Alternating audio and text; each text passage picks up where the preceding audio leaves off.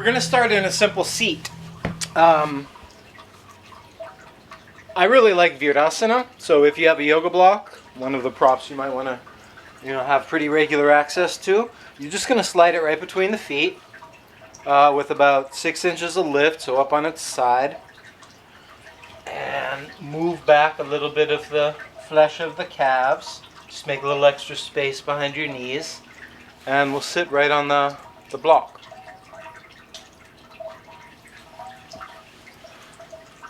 Now, if you're without block and without the comfort level to do this without a prop, you could sit in a simple cross-legged pose instead. That's fine too.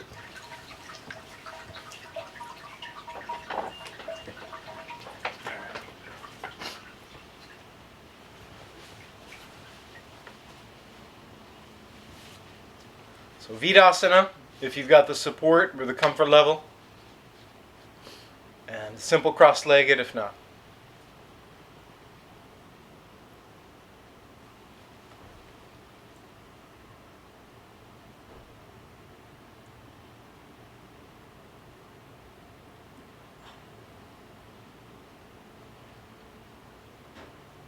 So take this first minute as we come to establish our seat, and see if there's anything you can do to make it a little more comfortable.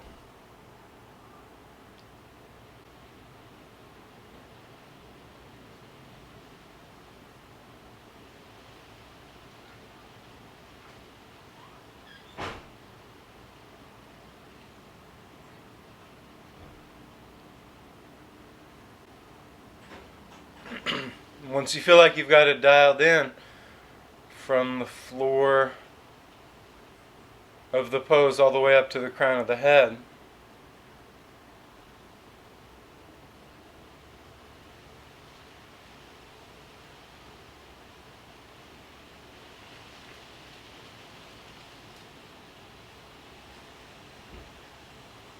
let's turn our attention to breathing sensations.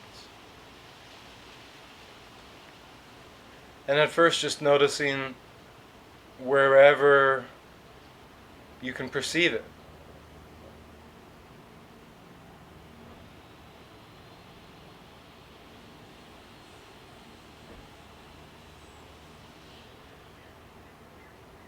So as we start out, there's a chance your breath makes a sound that you can hear. Presumably you can feel it enter the nose. You may feel action in the chest, in the throat, in the ribs, in the belly.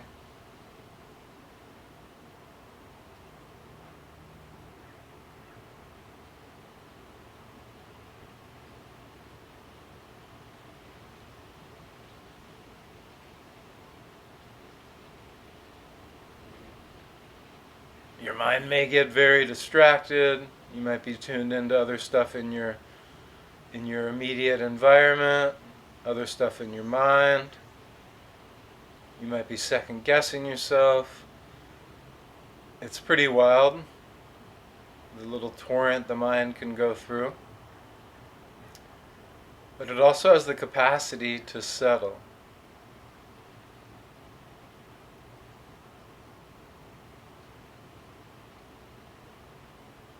And like a body of water that gets a little bit quieter and more settled, it has greater capacity to simply reflect what's going on.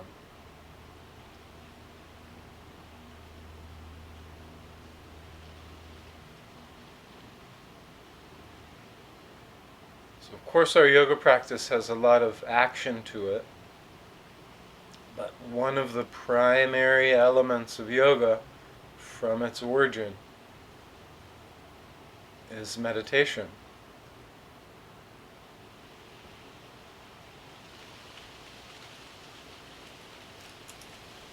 And attuning inwardly.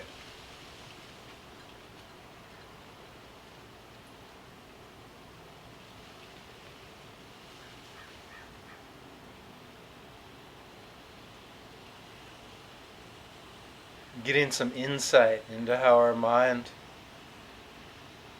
operates.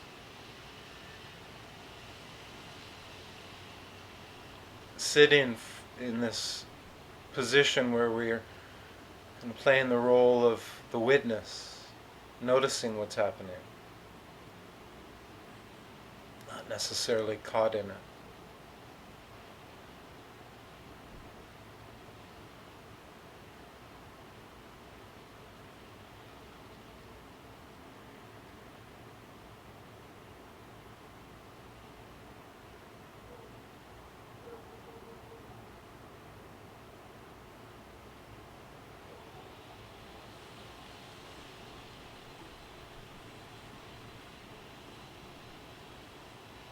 So just for another minute or two,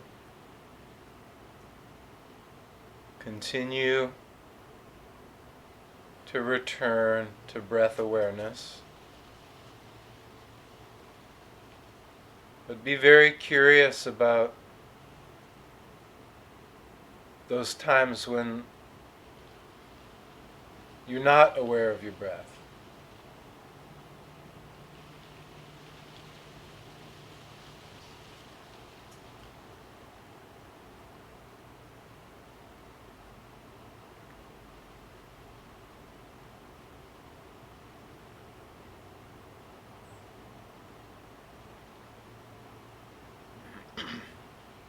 And so to the degree that we're able to in these last few minutes here, we're trying to establish just a sense of curiosity as we investigate, feel, notice our own body and mind. Secondly, we're establishing or practicing with openness. Openness.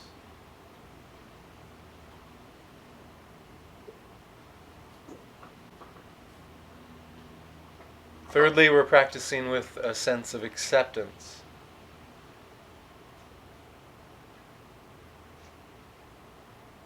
Accepting how the body feels, accepting what the mind does. And lastly, we're coming from a position of love, kind of loving kindness toward ourself, toward our own psyche.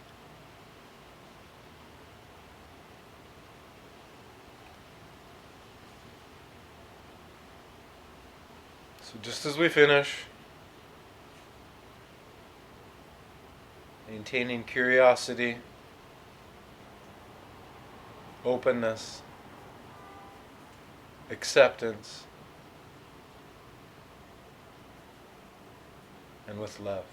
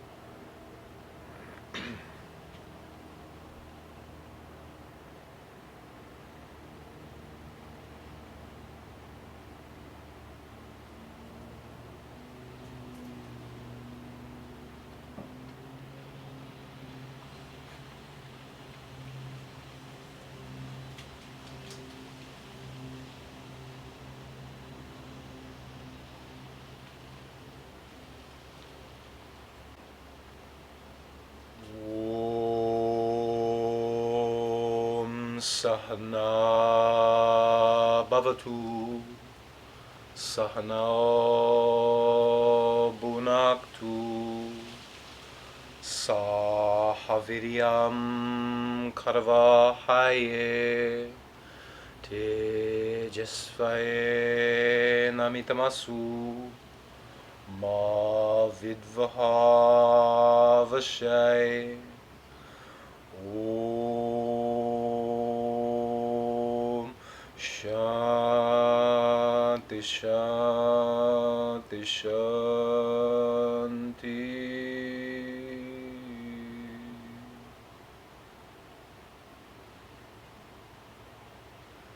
So may we be protected, may we be nourished, may our studies be effective, let there be no animosity amongst us, peace in you and me and nature, and peace in all forces.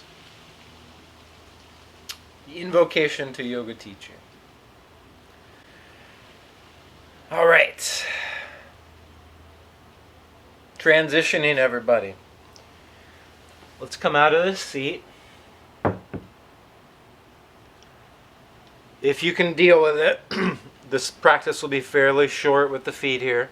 Sit back on tucked toes. Whew. So, profile view. You're up on tucked toes. All right.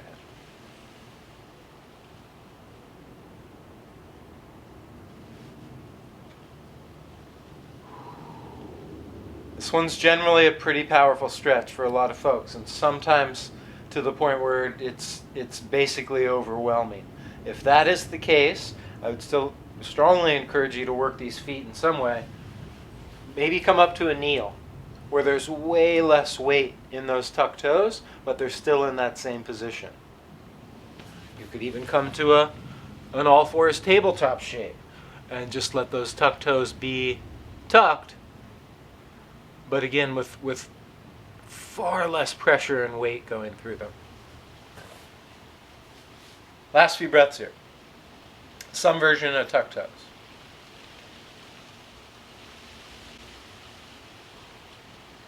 All right. So now you're going to take one foot and bring it forward. Oh my gosh. Feels so good. So here's the deal. This is pretty strong foot, calf, ankle work.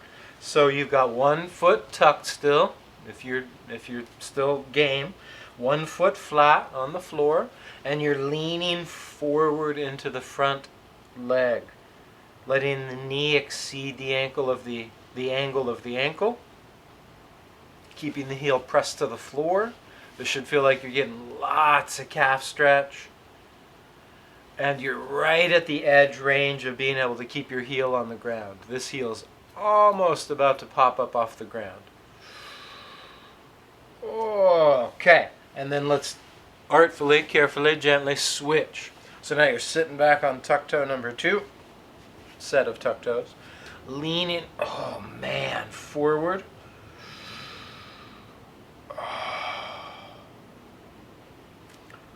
So this foot you're stepping on has its normal angle if the knee were right above it, but with the knee coming forward, your foot's having to do a major dorsiflex, which is asking your calf to stretch, your Achilles tendon to drop. Ooh, this really improves your capacity to squat. It improves your gait as it helps to reinforce basically better alignment in your back leg when you walk. And obviously both legs are the back leg at any given moment. And then release. Oh man. Back to side 1. One more go. So you got one set of tuck toes, dealing with that. One flat foot, leaning forward, any amount you can contend with. Likely this is pretty strong, and if it's not, you can just lean further forward.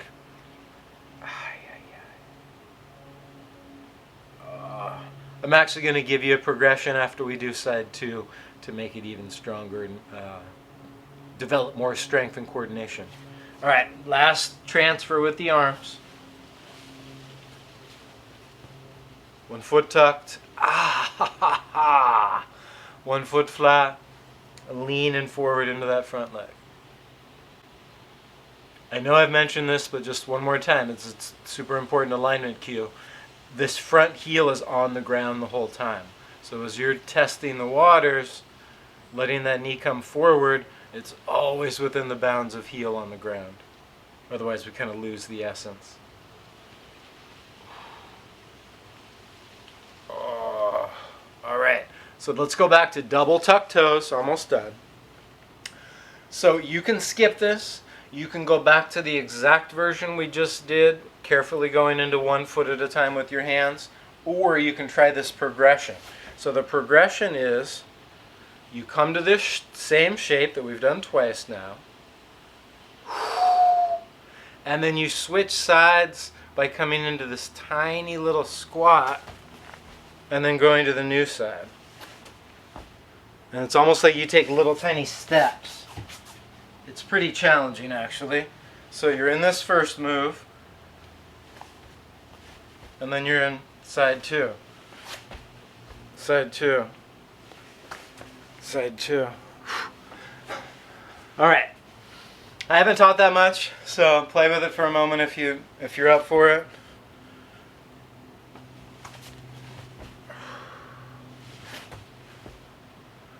All right. Oh, man. Oh, that's challenging. Okay. And then finally, everybody, let's come to a Dandasana. Oh, man. All right. So let's get the... That really cooks for the legs. So let's work these lower legs for a moment. We're going to post up on the arms just behind. We're going to bend one leg.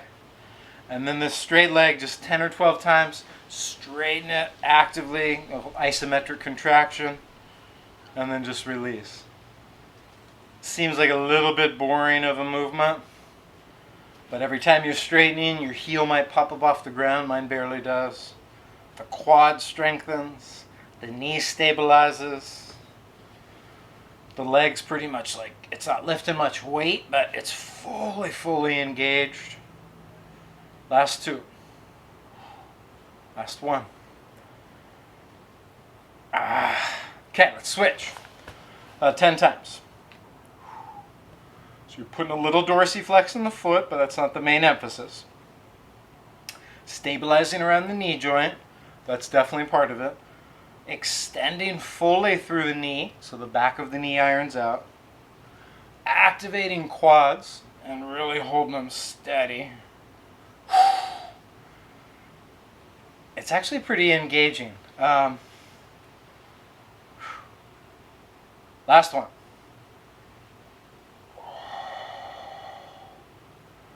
Okay, let's release that. Let's go back to side 1, but let's hug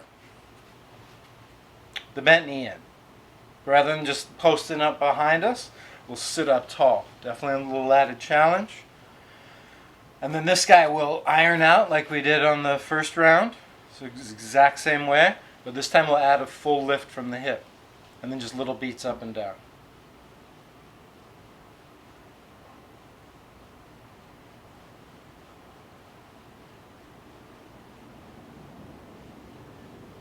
About 10 more. So you've got cooked into this pose the elements from last round and then these new elements.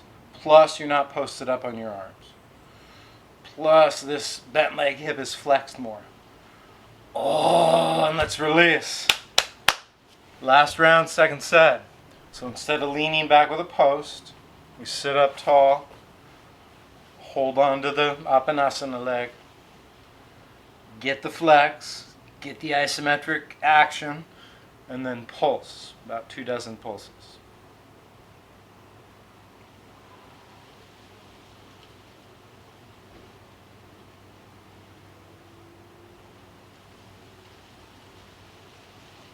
Even at the bottom of the pulse, there's still a lift, so there's no break until it's over.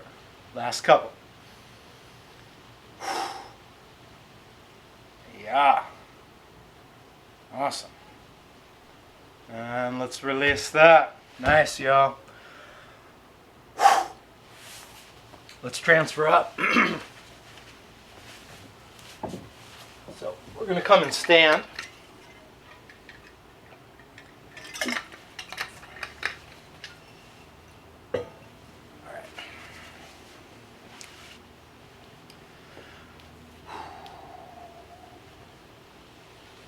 So once you're up, you want to get a hip width distance stance, maybe a little wider, but probably inside your mat if you've got a mat to work with.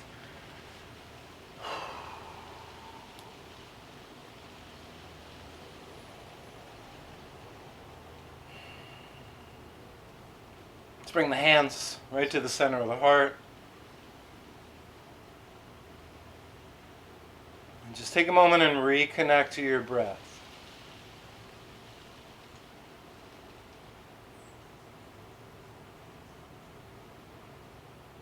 And just follow 5 full deep breaths, in and out through your nose. And with these breaths, see if you can focus your breathing more in your side and back body. So the neck feels relaxed, the shoulders are pretty much relaxed, top of the chest fairly relaxed. And rather than simply meditating on the breath, really exercising the pranayama capacities we have. So beyond just using breath as a point of conscious awareness, refining the breath. Treating breathing kind of like its very own practice. Which, of course, in the big 8 elements of yoga, it is its own limb. Pranayama.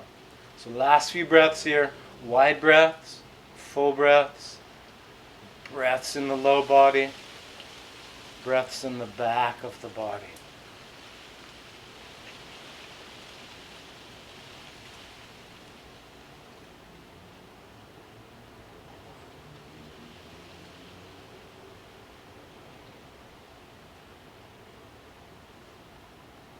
Two more.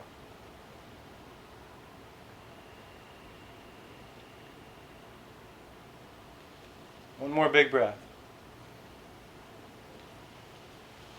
And on your next inhale, everybody, let those arms expand down, out, and up. Big full reach.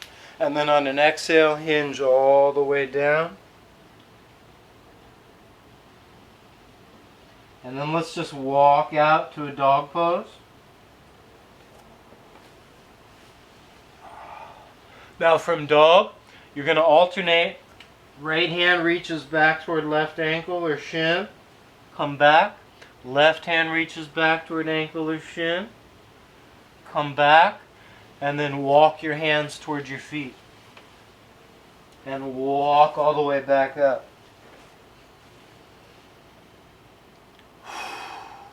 Expand the arms out and up. And then come downward and forward. You'll have a chance to try this one again. So we're walking out to dog.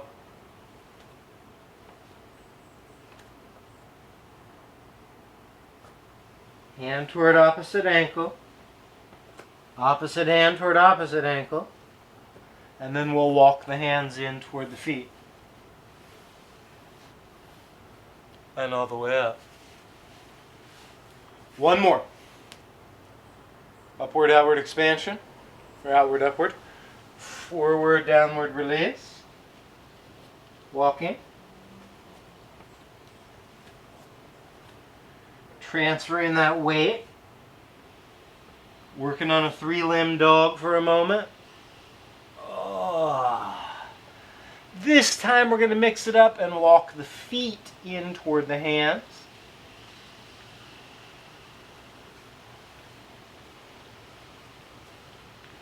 Okay. And then we're going to leave one foot where it is and take the opposite leg back to a lunge. Now from this lunge, just rock it a few times. Forward, backward, forward, backward. And you can see you've got components of, obviously that back foot's kind of in a tuck toe position. When you come maximally forward, your ankle is finding a little bit of that ankle exercise from the beginning. Right? Heel stays grounded even if knee exceeds the angle of ankle. One more. Then step back to dog. and walk the feet in toward the hands. And leave the new foot forward, right for me, just make sure it's the new one for you. And 6 or 8 times you push and pull your lunge.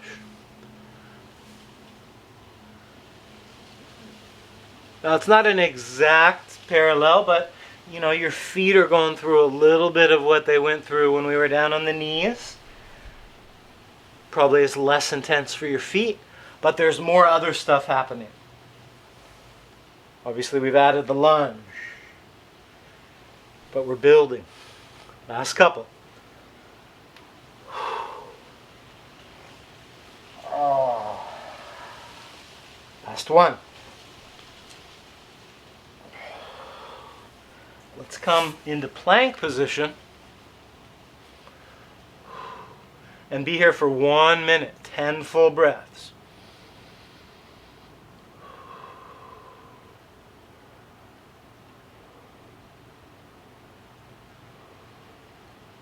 So pretty much every body part contributing to not dropping into the ground.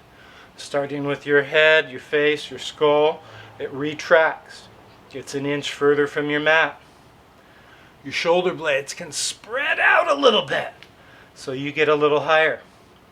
Your rib cage can pinch in and up so your abdominals are on point. Your glutes can squeeze a little. Toes are in the tucked position. Heels are pushing back. Head's pointing forward and pulling up toward the sky. Last couple breaths here.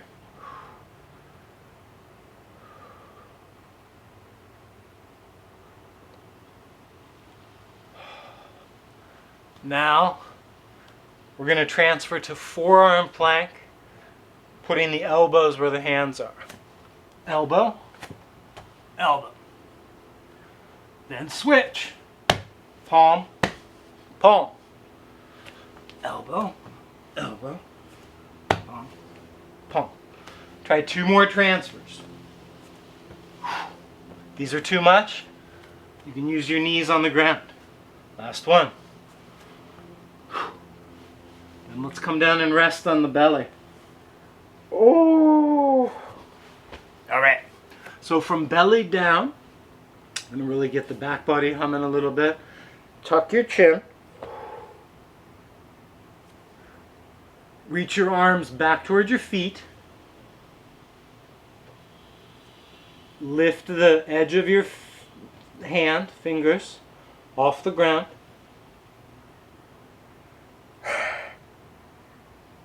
And release. So, I think these are clear. Arm extensions. Shoulders back and down away from the ears. Shoulder blades squeeze down your back and toward each other. These are strong. 10 more.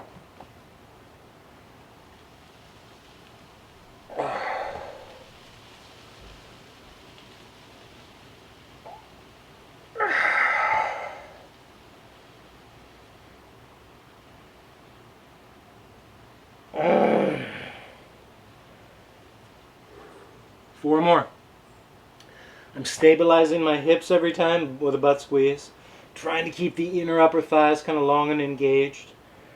Really focusing on squeezing the shoulder blades together. Drawing the shoulders down, then lifting the arms. Last 2. Last 1.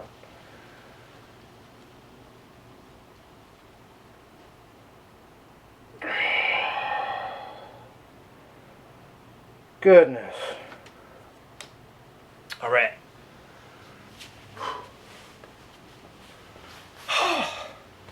Let's come up like this. So this is kind of like one of our warm-up moves, but we're going to take it in a very, very different direction. It's a different type of a get-up, not the Turkish get-up, but a different kind of a get-up. But they often do in martial arts as well. So we've got this stance kind of like when we were doing our leg warm-ups.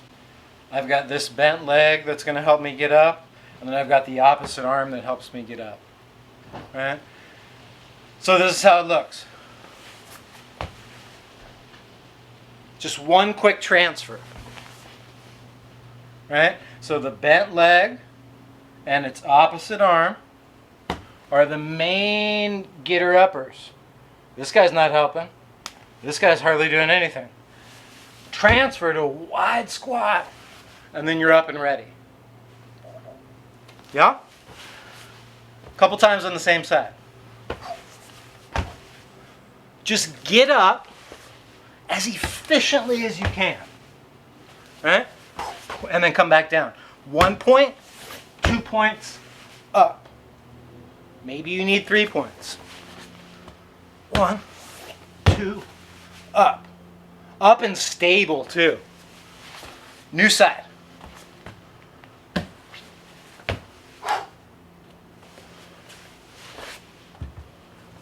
Bam, bam, bam. It's a really cool get up practice. Last one.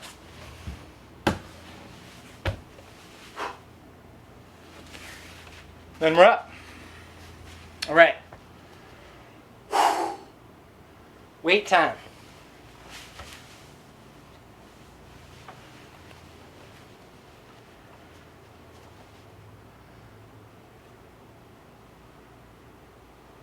Now, if you're without little dumbbells, no problem.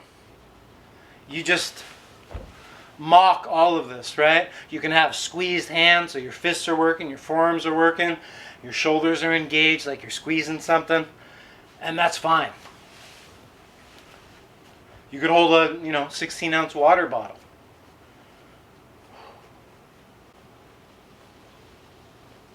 All right. So you're going to let the palms more or less face forward. Draw back through your head. Squeeze in through your ribs. Tighten your butt.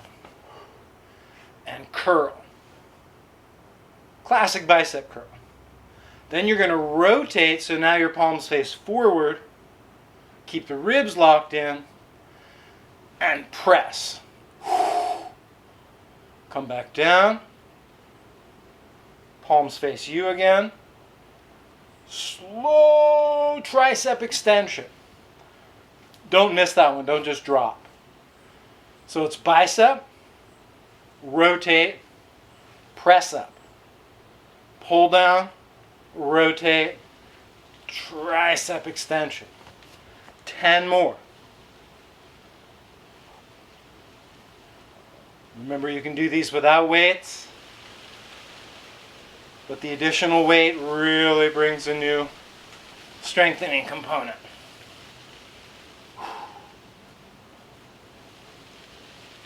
Focusing on what the arms are up to without ignoring the trunk, your legs, your butt.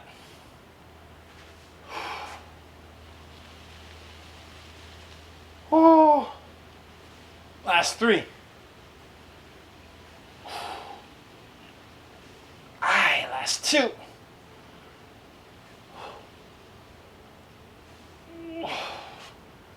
Last 1.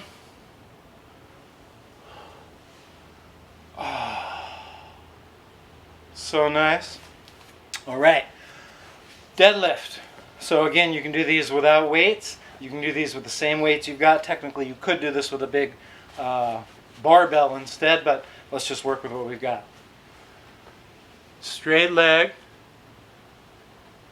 hip hinge, up you come. So the weights, your hands, or a dowel, or a bar, whatever you might be working with, just comes right along your legs. Try not to round your back. Stop when it's just a hip hinge.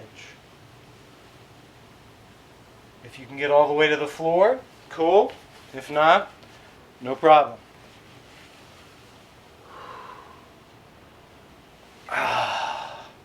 Trying for 12 of these guys.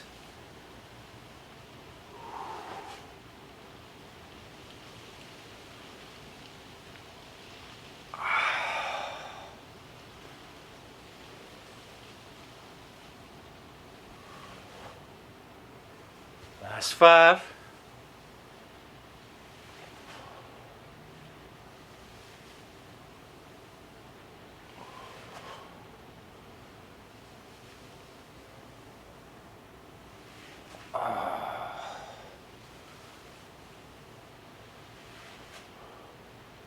On the last one, pause in there, put a little bend in the knees, and then try 12 rows. 1. So the row action,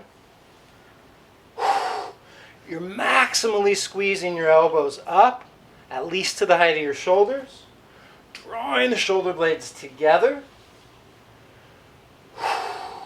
not letting the ribs stick out too much in the front, picking up little suitcases. 5 more. Row, row, row, row, row. Up you come. Nice. All right, one more from here.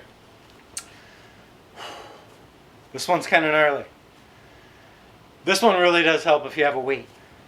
But you can try it without. You're just going to move your hands.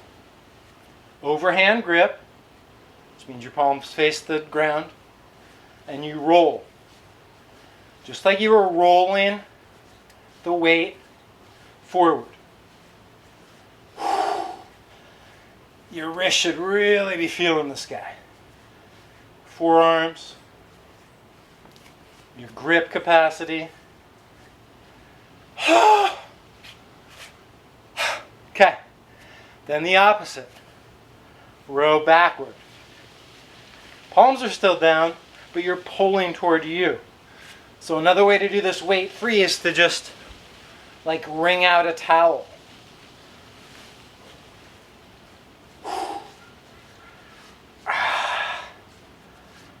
All right. Let's release that. Nice, y'all. Let's set these weights down.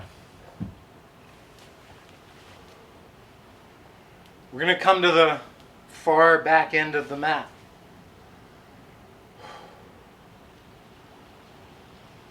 So you got a couple options here. 2, 3, I'd say at least 2. We're going to try to do a little jump. So one way to jump is to just kind of swing one leg and land with 2. All right? And that was small. So I'm not a ton of swing, but just kind of one leg, bam. Other side would be bam. Okay? So try a couple of those. A couple to each side.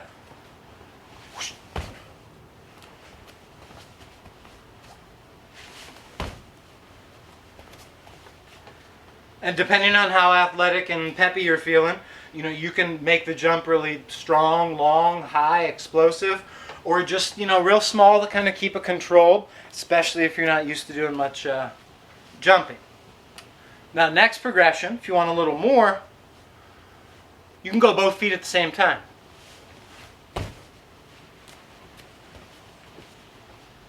Both feet at the same time.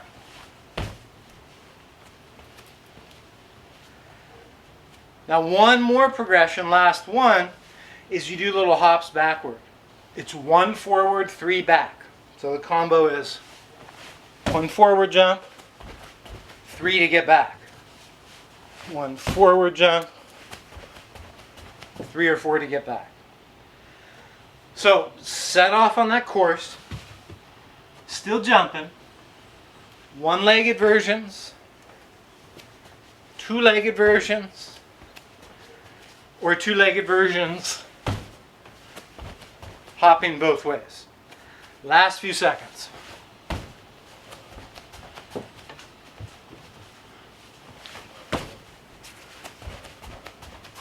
Last one. Whew. All right. Next, last little jumping one. We're going to see if we can jump 90 degrees at a time. 90 degrees at a time. So straight ahead, 3, 6, 9, maybe all the way. So starting just to one side. Does that make sense? Repeat, same side. New side. Same new side. Now this is a maybe, but all the way to 180. So now you're facing backward. Then you got to return. New side. All the way to 180. Then we return. Now, obviously you know how to regress. Just go back to the 90. You could even step it like that instead of jump it. If you want to progress, keep the jump alive and go to 270.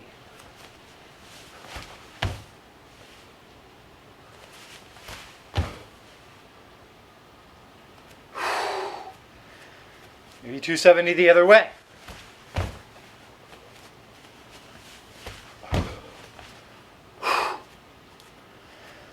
All right.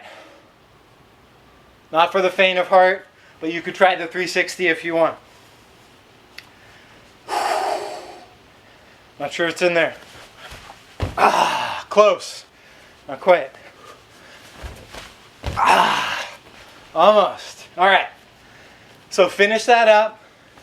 90s, 180s, 270s, or the full 360s. And then let's wrap. So, I would suggest finding a wall for this one.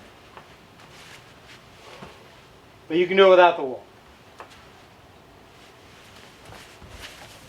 I'm going to do it here so I don't lose my other screen.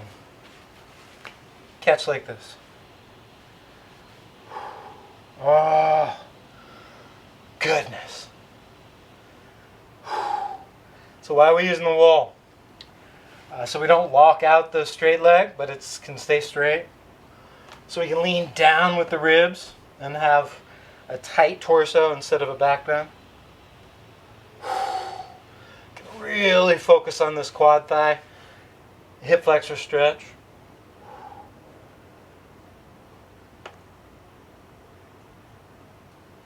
And downplay the balance. Give ourselves a little breather. Hold still for a few after all the jumping.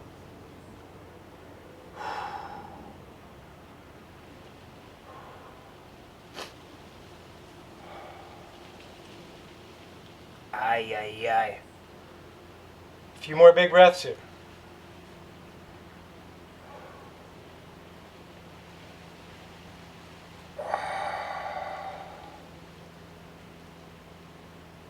Oh my God, that feels good. Let's switch. Half a bow up the wall. It's a stretch to refer to this as bow pose anymore, but it's similar, or it's like half a Virasana. Ribs are restricted, head's pulled back, butt's on the kind of active mode, a little bit of squeeze. If you tend to lean into your straight leg hip a ton, you can usually iron that issue out when you've got the wall here. A few more breaths.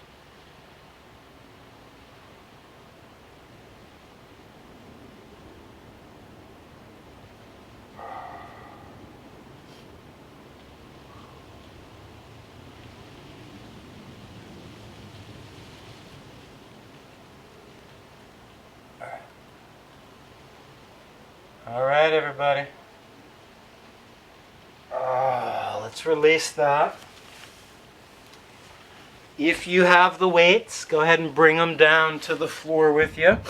And if not, you'll just work without them. We're winding down, of course. But one more kind of strong sequence here. So what you're going to do is assume a bridge pose. Reach the weights straight up above your... Why don't you do this, everybody? Take one quick look, because I hardly ever show this one. And this class is a little bit different. So you're here. I'll show the profile. Then you bridge. And then after you bridge, you do this little skull crusher. Don't let the weights hit your face, obviously. But it's awesome tricep work. Right back to here, and then up. Bridge, skull crusher. Bridge, skull crusher. And then for the last minute, we'll do both. We'll hold bridge and work those skull crushers. That's kind of a terrible name, huh? Anyway, but you do bend those elbows, hands real close to the head. So let's get these going, everybody. Bridge. To be clear, you're bridging up, bridging down, bending like the weights were going to land near your shoulders, straightening like a karate chop, bridge. Arms. Bridge. Arms. Bridge. Arms. Yeah? A few more.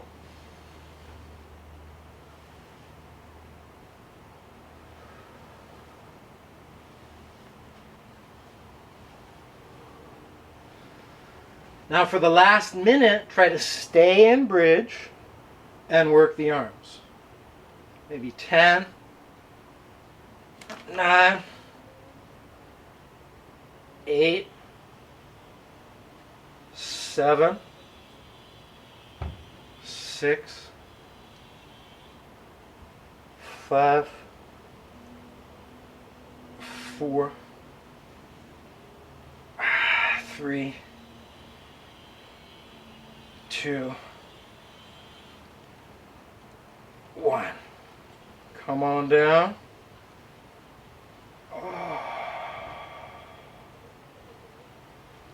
Set the weights off to one side if you're working with those guys.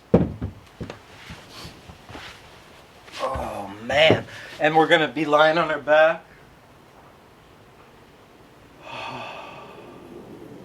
From here we're going to reach both arms up and over the head. Extend both legs straight. And lift one leg about 45 degrees. And lift your torso, arms, head. And release. Switch. 10 times. So you keep going, but to be clear, when you're lifting leg and lifting shoulder, arm, head, there's still a massive amount of body down on the ground. I sometimes call this a flat bottom boat instead of a V-shaped boat. So a lot of the butt, back of the legs, rib cage, all on the ground. Last couple. It's like a hollow out that's done in lots of different exercise realms. Huge in gymnastics as well. So we're hollowed out right here.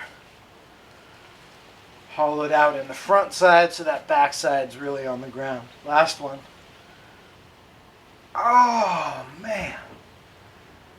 Whew. Let's hug both knees in.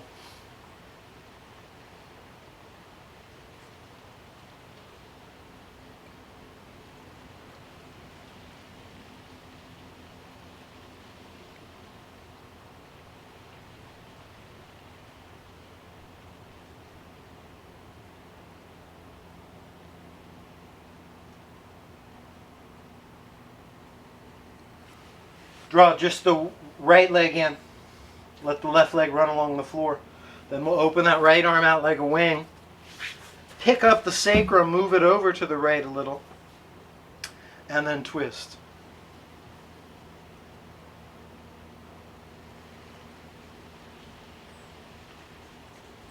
Now as always with this guy, your head's got some options. She can turn right toward the arm. She can stay centered between the ears and look toward the sky. Or you could turn left toward the knee. A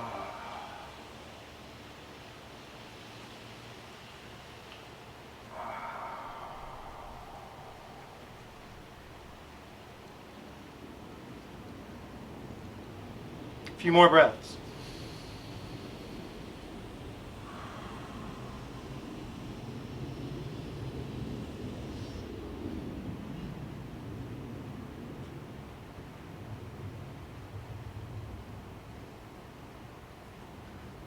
No hurry during these transitions coming out of twists. We rarely ever try to hurry that.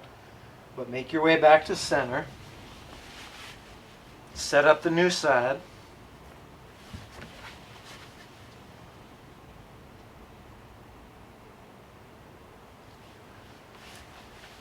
Same options, head left, right, or center.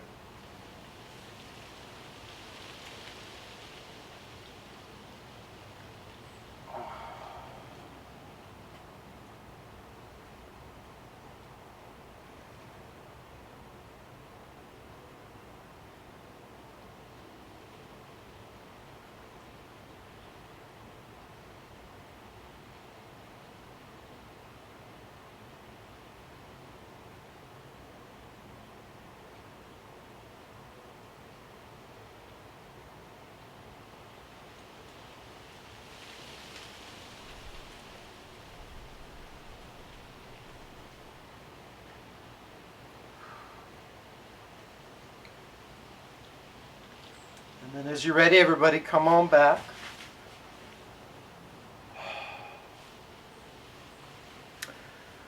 All right, so we've officially come to the corpse pose section of class.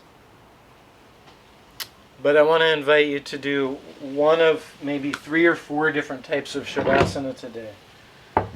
Obviously just pick one, not a quarter of the time in each. So one option is calves on a chair. I demoed that recently. So calves just up on a chair. One option is a version of calves on the chair, but it's feet on the wall. You just have to have a solid wall that isn't going to fall through. This door will open if I push it too hard. Option 3, straight legs up the wall.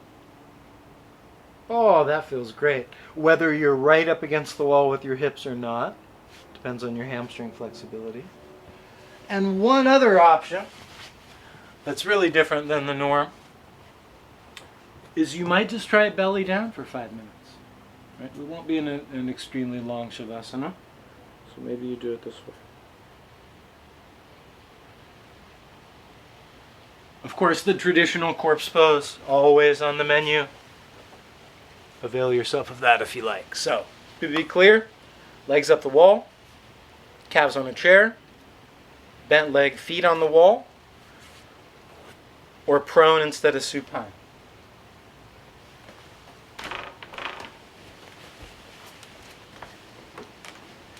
I think I'm going to do feet on the wall. That feels great. I don't want my weight as a pillow, however. Clear those guys out of the way. All right, everybody. So let's settle in. A few minutes of Shavasana.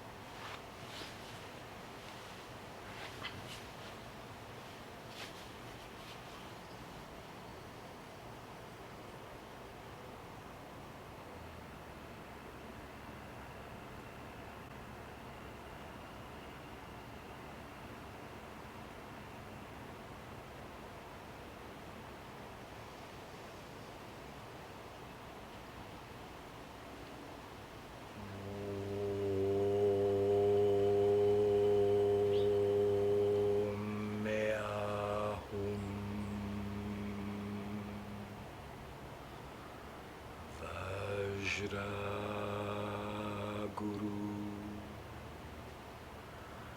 Pema Siddhi.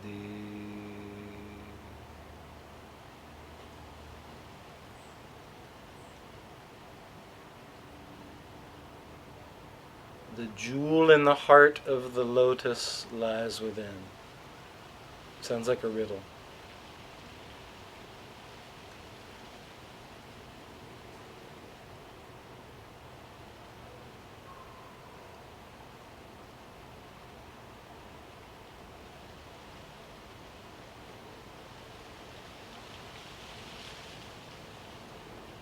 But it's a pretty deep reflection. Anyway, please, if you have yet to do so, make your way up into any comfortable seat. You can come full circle and hit Virasana again, or just come to a simple cross leg. Let's bring the hands up to the heart. And just for a moment, reconnect to a couple conscious breaths.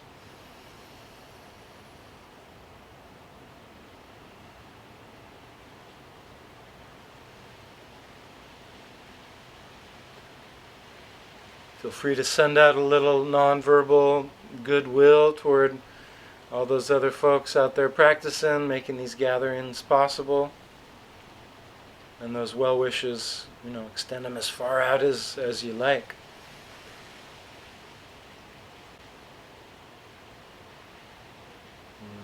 And I thank you all for coming and doing yoga together. Namaste.